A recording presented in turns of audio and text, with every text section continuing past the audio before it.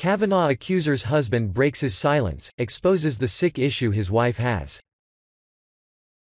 Christine Blasey Ford's accusations against Supreme Court nominee Judge Brett Kavanaugh are still front and center. As of yesterday, she was confirmed to testify on Thursday in front of the Senate Intelligence Committee. That should be interesting as none of the 4 witnesses she has named back her version of her story. And now a second accuser has surfaced with ridiculous claims that even her best friend claims are suspect. Ford's husband is now breaking his silence, and what he says exposes the sick issue his wife has. Russell Ford, her husband, says Christine has long had issues with not getting the attention or respect she felt she deserved. Sounds like she has a craven obsession with attention and respect. Well, she's getting attention as for respect, not going to ever happen here. In fact, she's made herself a laughing stock.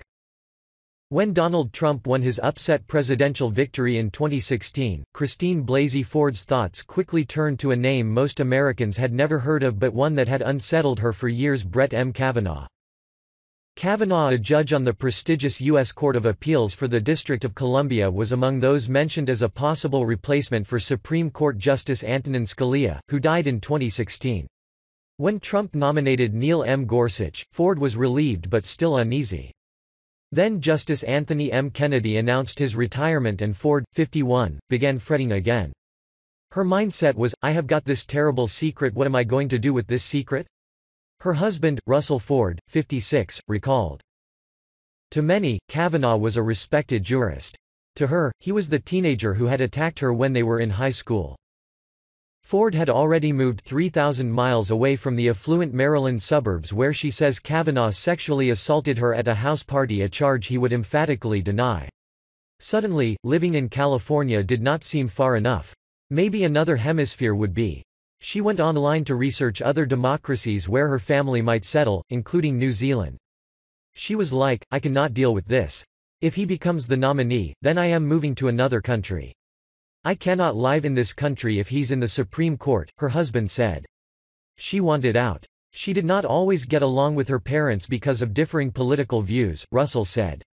It was a very male-dominated environment. Everyone was interested in what's going on with the men, and the women are sidelined, and she did not get the attention or respect she felt she deserved.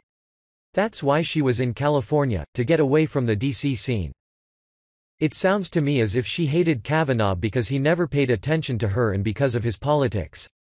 Personally, I do not believe her story at all. I think this was a planned smear campaign from the left. Otherwise, as Lindsey Graham pointed out, why did she get a polygraph in August and retain an attorney at that time? I believe Ford definitely has issues of the mental variety. This whole thing reminds me of the Salem witch trials. Feinstein is now calling for an indefinite delay to Kavanaugh's nomination.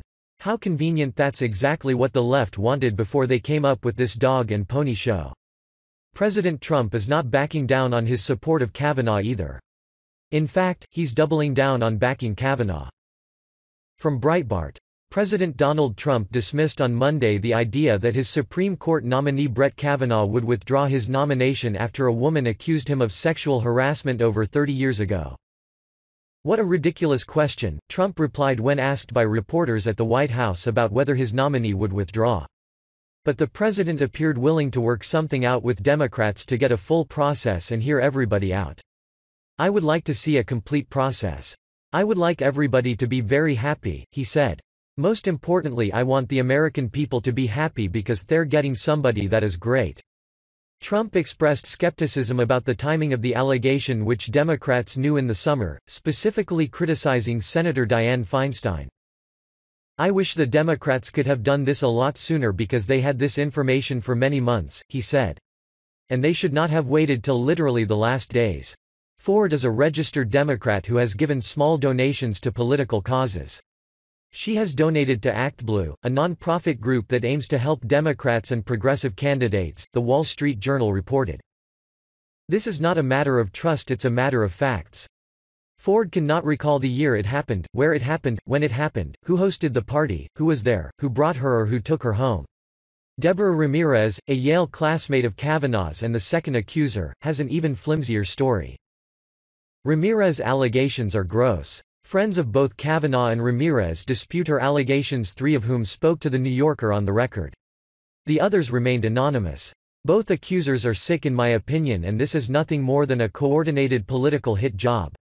Just stop already.